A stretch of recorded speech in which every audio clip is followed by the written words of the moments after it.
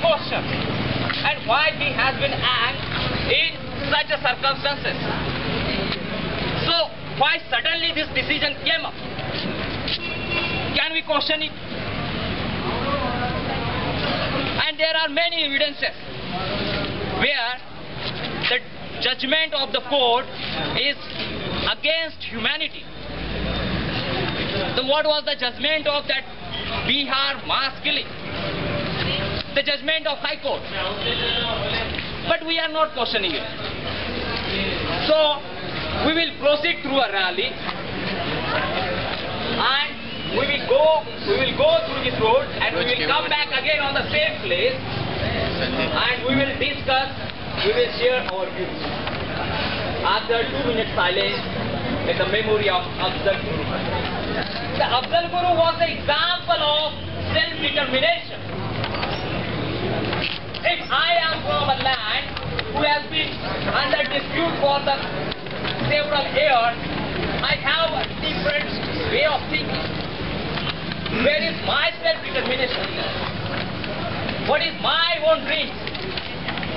He was pursuing a certain different dream.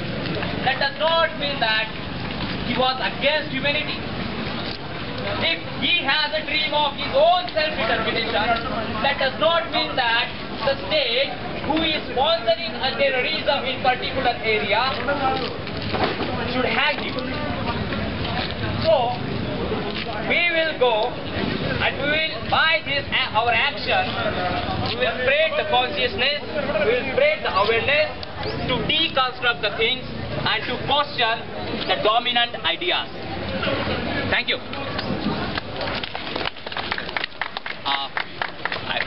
I would like to ask my friend to say a few words on this very issue.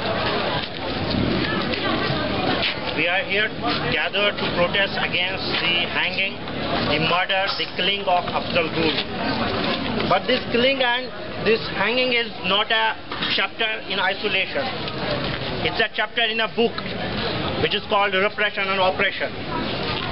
And we charge the Indian state of this murder. Indian state can't deny it. Indian state can't deny the murders and killings of 70,000 over the period of 60 years. Indian state can't deny the rapes, thousands of rapes from Kananpushpura, where 5-year-old girl to 80-year-old woman were raped. Indian state can't deny rape of Shupian, where 2 women were raped and killed, and then the CBI of the Indian state comes and says they were drowned in knee-deep stream. That was not a river, that was a stream. Indian state can't deny that. Indian state can't deny the disappearances of thousands of young men, boys like us. Indian state can't deny that. But yes, Indian state can deny. It can deny that India is a democracy. It can deny it. It can deny that judiciary is here for justice. It can deny it. It can deny that we have freedom of expression. Yes, it can deny it. It can deny that we are here freely getting educated and freely getting our jobs. Yes, it can deny it. It can deny it in the forms of Dalits. It can deny it in the forms of scheduled castes. It can deny it in the forms of Kashmiris. It can deny it in the forms of Northeast. It can deny it in the forms of 60 years oppression, repression on the innocents. And we here get educated. Education doesn't mean that we have to sit in the reading room and we have to study for the long. We have to appear in the exams, get our degree. We have to occasionally sip chai on Shopcom. No. Education means what Indian state founding fathers did. Education means what Gandhi did after getting educated. Education means what Nehru did after getting educated. Education means what B.R. Ambedkar did after getting educated. And we will do the same thing. And we are doing the same thing. We will resist with all our means, whether by the pen, whether by our voice, whether by the stones in our hand. We will resist. We will resist every sign of oppression. We will resist every symbol of repression. We will resist it. And we have been resisting through the 500-year history. Whether they were Mughals, whether those were Afghans, whether those were Sikhs, whether those were Dogras, or whether this is Indian state. We were resisting and we will keep on resisting until and unless we will not get justice. And lastly, I won't make it long. Lastly, I want to make a point that here we have Students' Union. Here the SFI is leading. SFI, which claims itself the vanguard of working class, the vanguard of oppressed. Shame on this SFI and shame on this union. I pity this SFI, which are the bootlickers of Indian state and which are the bootlickers of Congress. They haven't come out with a single poster, with a single word to condemn it. Sitaram Yechuri on Indian media says this was a perfect trial. He got hanged. This was the procedural justice.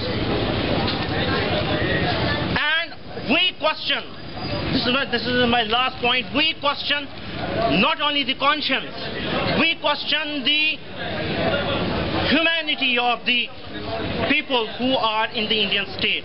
We question their humanity. They are not human. They did not inform the family before they hanged him. They informed him at 5 a.m.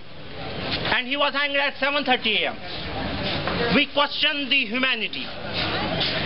We question that they are so afraid of this dead body that they are not giving it back to their rightful, their family. We question their humanity. We question the basic humanness of the people.